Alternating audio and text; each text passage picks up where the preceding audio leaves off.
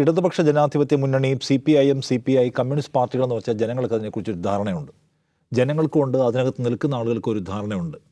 Okay, of course നമുക്കിപ്പോൾ SFIയിലൂടെ വന്ന് പാർട്ടിക്കാരായിപ്പോയ ആളുകൾ, പാർട്ടി ഗ്രാമത്തിൽ ജനിച്ചവർ, പാർട്ടി കുടുംബത്തിൽ ജനിച്ചവർ, അച്ഛൻ പാർട്ടി ആയതുകൊണ്ട് പാർട്ടിയായവർ, ഇതൊക്കെ കഴിഞ്ഞാലും ഒരു വലിയ നിര ബാക്കിയുണ്ട്.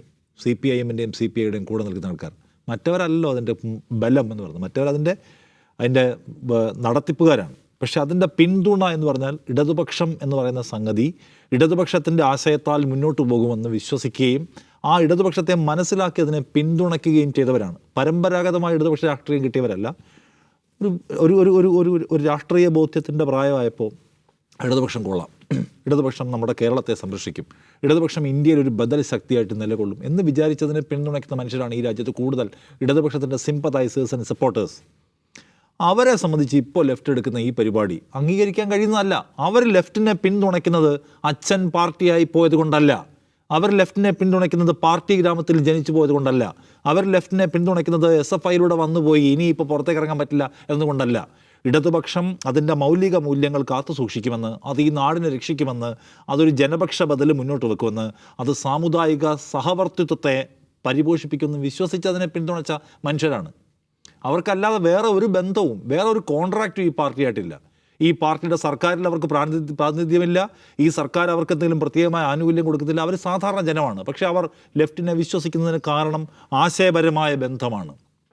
ആ ആശയപരമായ ബന്ധത്തെ ലെഫ്റ്റ് മുറിക്കാൻ നിന്നാൽ അവർ മുറിയും. ആ പ്രശ്നം ഇടതുപക്ഷ ജനാധിപത്യ മുന്നണി മനസ്സിലാക്കി തുടങ്ങുന്നു എന്നാണ് ഞാൻ പ്രതീക്ഷിക്കുന്നത്. എൻ്റെ ശുഭവിശ്വാസം അതാണ്. കാരണം അത് നമ്മളിപ്പോൾ ഉള്ള പ്രതികരണങ്ങളിൽ കാണുന്നുണ്ട്. പരിധി വിട്ടിട്ടാണ് പോകുന്നത്. CPIMന് CPIM ആയിട്ടേ നിൽക്കാൻ കഴിയൂ, അതിനപ്പുറത്തേക്ക് പോയാൽ നിങ്ങൾ CPIM അല്ല എന്ന് അതിനകത്ത് നിൽക്കുന്ന ബഹുഭൂരിപക്ഷം മനുഷ്യരും പുറത്ത് നിൽക്കുന്ന അതിൻ്റെ അനുഭാവി വൃന്ദവും മനസ്സിലാക്കുന്നുണ്ട്. നിങ്ങൾ CPIM ആണ്, അല്ലെങ്കിൽ പിന്നെ നിങ്ങൾ കേവലം ഒരു കക്ഷി മാത്രമായി പോകുന്നു. ഇന്ത്യയിലെ ഏത് പണിയും പണിയാവുന്ന, ഏത് പയറ്റും പയറ്റാവുന്ന, ഏത് വഴികളിലൂടെയും ദിശ തെറ്റി സഞ്ചരിക്കാവുന്ന ഒരു കേവലമായ പാർട്ടിയായി നിങ്ങൾ പോകുന്നെങ്കിൽ നിങ്ങളെ കമ്മ്യൂണിസ്റ്റ് പാർട്ടികളെന്ന പേരിൽ ഇവിടെ ആവശ്യമില്ല എന്ന് ചിന്തിക്കുന്ന ആൾക്കാരുണ്ട്.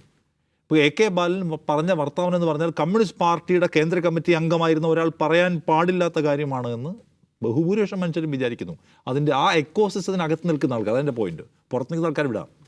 ആ എക്കോസിസ്റ്റത്തിനകത്ത് നിൽക്കുന്ന ആൾക്കാർ വിചാരിക്കുന്നു CPIMൻ്റെ ഒരു നേതാവ് പറയാൻ പാടില്ലാത്ത വർഗീയതയാണ്, വർഗീയ വർത്തമാനമാണ് ഈ പറഞ്ഞിട്ടുള്ളത്. അതുകൊണ്ടാണ് പിന്നീട് ബാലൻ ന്യായീകരിക്കാൻ വരാത്തത്.